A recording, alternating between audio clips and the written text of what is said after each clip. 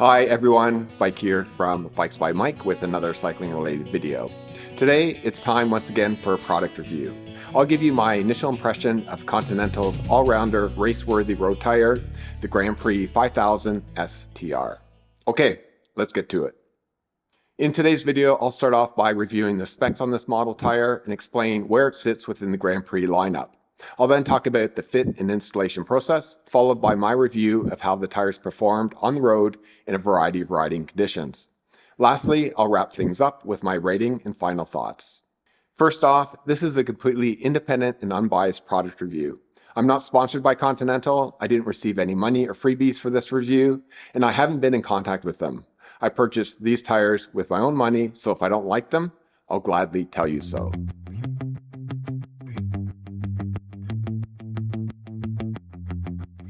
Continental has three tubeless tire offerings within the Grand Prix 5000 lineup.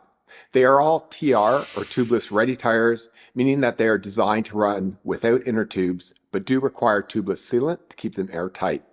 The GP5000 ASTR is their true all-rounder with superior puncture protection and long-wearing properties.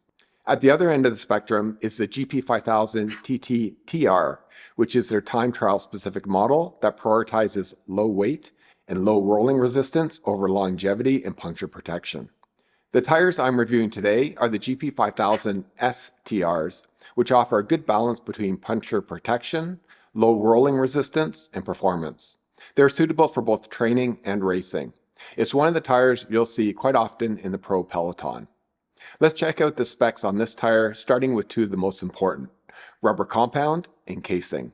Continental's black chili compound is used in their entire lineup of GP5000 tires.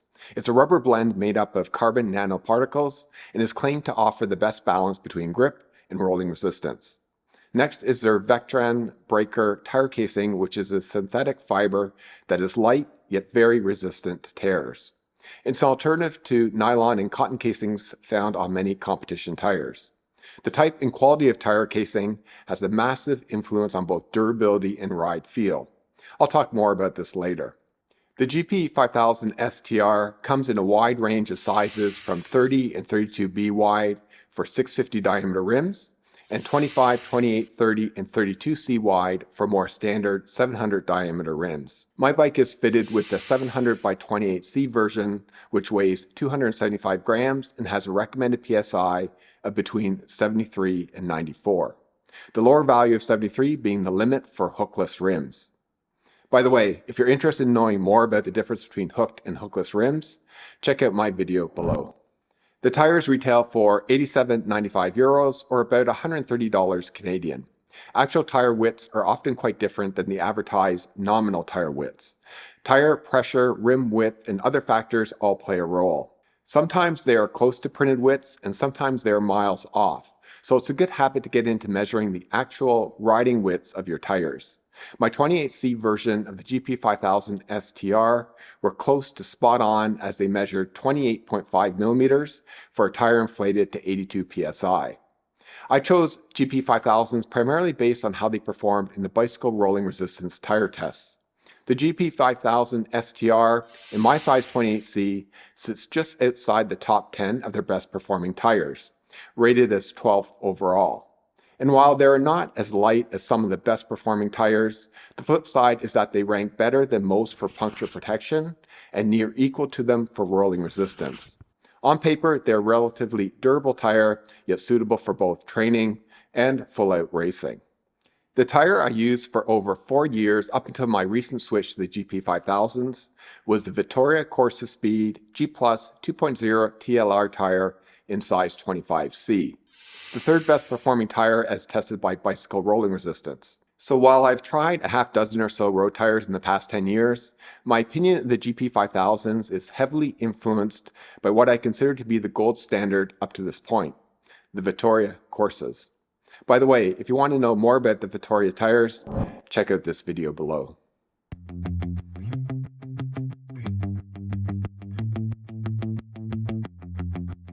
Okay. Let's now talk about the fit and ease of installation of these tires. Because when it comes to road tubeless, I'd say fit is even more important than performance. I wouldn't say that about gravel or mountain bike tires, as they are much more forgiving when it comes to tolerances and overall ease of installation. But road tubeless tires, because they have to withstand very high tire pressures, can be an absolute nightmare to fit over a rim and get to bead. The tire and rim interface is just so much more important with road tubeless tires than any other type. And that, my YouTube friends, is the sole reason I ditched my Vittoria Corse tires I absolutely love so much.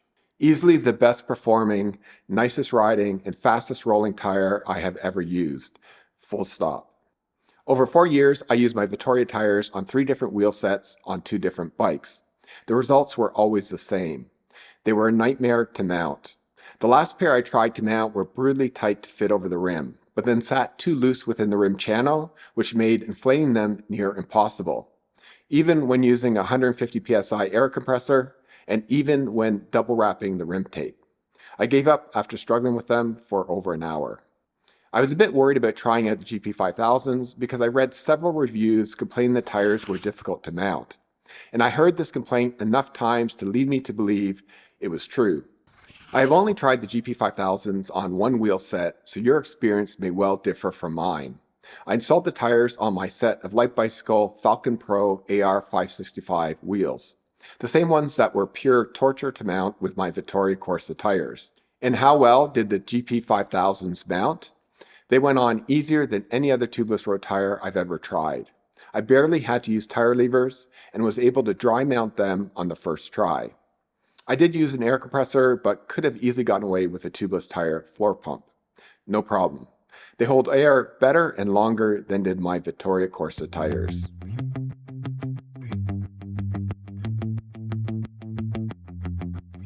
Let's move on to the most important part of this video, my on-the-bike review of the GP5000 STR tires. Since tire pressure is almost as important as tire choice in affecting the ride, feel, and performance of a tire, I use the tire pressure calculator to determine the proper tire pressure to run. I like using Silka's tire pressure calculator, but there are many other good ones available, so use what you like. Just make sure to use one. So I started off by entering the total weight for me, my bike, and my gear. I then entered my typical riding surface condition, tire width, wheel size, tire type, speed, and type of bike. I entered my email address, hit calculate, and it spat out a recommended tire pressure of 82 psi for the rear tire and 80 for the front. That's what I used for all my testing. I've been using these tires on my Cannondale Super 6 road bike for the past month, and I've used them in a variety of conditions.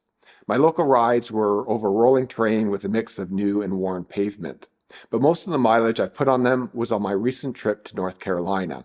There it was all hills with gradients ranging from moderate to some tougher climbs averaging 9% with ramps over 20%. I also had a mix of weather for the week, so I was able to test the tires in both dry and wet conditions. Let me start by what I really like about these tires. The first thing I noticed right off the bat is how grippy these tires are. On climbs, whether seated or out of the saddle, the tires are super grippy. Probably the grippiest tires I've ever used. I also noticed this grippiness on descents and cornering. They just feel less likely than most tires to wash out from under you, which is a nice feeling, especially when riding the Appalachian Mountains of North Carolina. Next, they are a fast rolling tire for sure. This is a subjective feeling as I didn't do any scientific testing, but I have no doubts that the relatively small 9.1 watts of rolling resistance reported on the Bicycle Rolling Resistance website is bang on. They feel about as fast as the tires I'm most familiar with, the Vittoria Corse Speeds, which are rated just a tad bit faster than these GP5000s. The last thing I really like about the GP5000s is that they appear to be very durable. I haven't ridden them long enough to say this with 100% confidence, but after riding them for over 600 kilometers, I've had no punctures and they show no signs of wear. I took them out on some early spring rides where the shoulders of the roads weren't yet cleared of winter sand or gravel. I also did a couple K of gravel roads with them, so they haven't been babied and they really have held up well. Now on to the one slight criticism I have with them, and it's a minor one. That's the suppleness of the tire and overall ride feel. Now don't get me wrong, these do feel nice and roll smoother than most other performance and race tires I've tried. But if you're used to riding on a super supple cotton casing tire with a high thread count of 320 threads per inch, like the Specialized Turbo Cotton or my previous Vittoria Corse speeds, the ride feel is just a fraction off the suppleness you'll experience with those tires. The best way I can describe it is by saying that while the plushness is similar to the very best cotton casing tire, the suppleness of the tire and its ability to dampen road vibration isn't quite on par. I think the lower 220 threads per inch on the GP5000 has something to do with it, and possibly the Vectran breaker casing. It seems that Continental has ever so slightly prioritized durability over ride feel. Actually, I think it's more like 2 layers of casing at 120 TPI, which Continental reports as 220. Whatever the number, it's not as good as a true 320 TPI cotton tire. I'm not saying this isn't a supple tire, just not as perfect as what I've seen reported in some reviews. But if you're used to riding a more budget-oriented nylon casing tire with a lower 120 TPI rating, these tires will feel way better than what you're used to.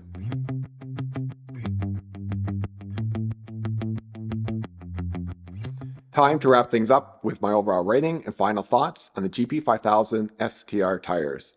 As a recap, the things I really like about these tires are the following. They are easy to fit on rims, they have excellent dry and wet weather grip, they're absolutely a fast rolling tire, and they appear to be very durable, although I need to test them out for several more months. The only single criticism I have is that while they do feel supple, they are a bit stiffer than many of the high TPI cotton casing tires on the market today. Overall, I give these tires a score of 8 out of 10. A great competition road tire, but not perfect and room for improvement. I really do hope that Continental comes out with a 320 TPI version of the GP5000 in the near future. So that is pretty much it for my review of the Continental GP5000 STR tire. A great road bike tire that's suitable for both training and racing. If you've ridden these tires, please share your comments below. That's all I got for today, folks. If you like this video, please give me a thumbs up and share it with your friends. And if you're not a subscriber to this channel, please subscribe as allow me to produce more content for all of you. See you next time. Happy rolling.